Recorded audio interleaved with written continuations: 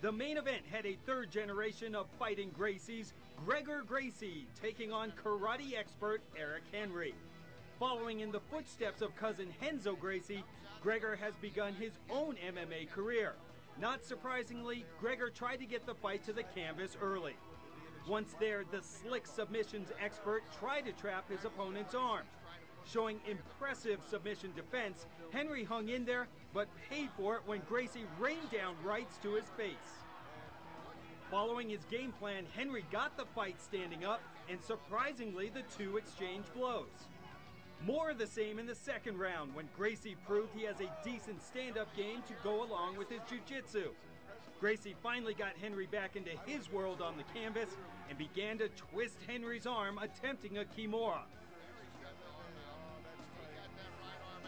Not wanting his arm turned into a pretzel, Henry tapped out, and Gregor Gracie gets his second professional victory.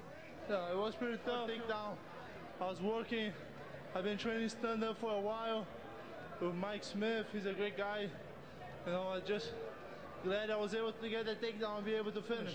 After 2 bouts, months of hard work and training, the Ring of Combat Beasts of the Northeast tournament winners were rewarded with over $12,000 and a championship belt. In Atlantic City, Ron Kruk for Inside MMA. Thanks, Ron. Gee, imagine another Gracie fighting. That sounds familiar. That sounds familiar. That name. That kid might be able to make it. What do you think about Gregor there in his only second pro fight? I think he did really good. You know, we have more Gracies coming in now. You know, who improved their striking also, and that's the key to success right there. You know, great ground game with striking game. Combine that together, and bam, you got it. Mixed martial arts. Yeah, say guys, this is like Gracie going into a ring or a cage. It's like a DiMaggio coming into the batting cage. You know, you just expect something regardless, and he looked impressive in the only second pro fight.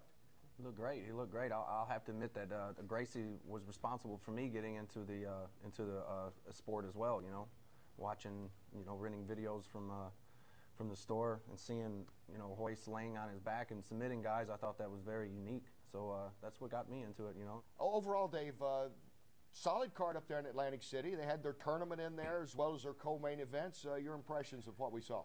Cards like this are where you see the up-and-coming stars of MMA start to make their name. You saw Romero, his ground and pound looked really nice there. McLaughlin looked impressive. Looks like it was a good show. Yeah.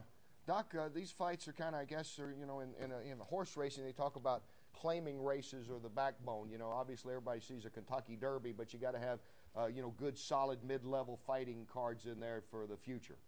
Yeah, and I think that that's basically what this was. They showed that they had technique. Particularly on the ground, but besides that, I was impressed with the Gracie. He did what he had to do stand-up wise, and once he got to the ground, you could tell he knew what he was doing all the way.